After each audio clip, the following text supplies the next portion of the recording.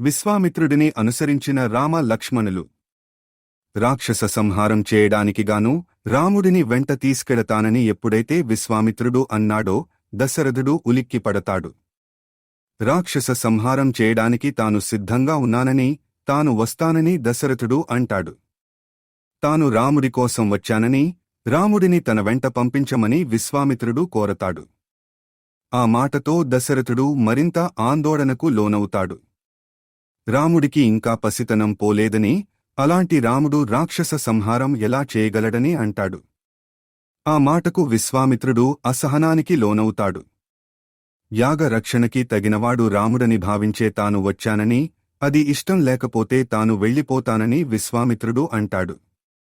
ఆయన కోపిష్టి అని తెలిసిన దశరథుడు మరింత కంగారుపడిపోతాడు.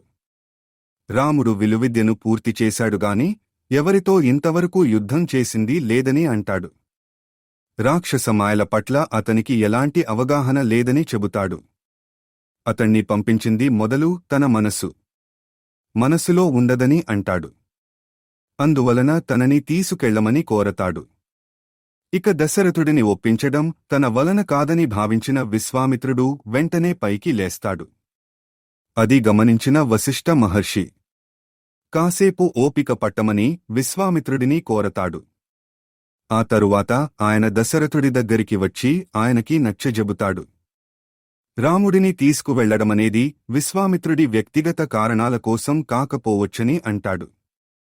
లోక కళ్యాణాన్ని కోరి విశ్వామిత్రుడు ఇలా చేస్తూ ఉండొచ్చునని చెబుతాడు. రాముడిని మహావీరుడిగా తీర్చిద్దడం కూడా ఆయన ఉద్దేశమై ఉంటుందని అంటాడు. అందువలన రాముడిని గురించిన ఆందోళన చెందవలసిన పనిలేదని, నిస్సందేహంగా పంపించవచ్చనే అభిప్రాయాన్ని వ్యక్తం చేస్తాడు. వశిష్ఠుడి మాటలకు దశరథుడి మనసు కొంత కుదుటపడుతుంది. తపోబల సంపన్నుడైన విశ్వామిత్రుడి నీడలో రాముడికి ఎలాంటి అపాయం జరిగే అవకాశం లేదని అర్థం చేసుకుంటాడు. అందువలన రాముడిని పంపించడానికి భయపడవలసిన అవసరం లేదని గ్రహిస్తాడు. విశ్వామిత్రుడికి తన అంగీకారాన్ని తెలియజేస్తాడు. తండ్రి ఆదేశం మేరకు రాముడు విల్లంబులు చేతబట్టి విశ్వామిత్రుడి వెంట బయల్దేరతాడు. అతణ్ణి విడిచి ఉండలేని లక్ష్మణుడు కూడా రాముడిని అనుసరిస్తాడు.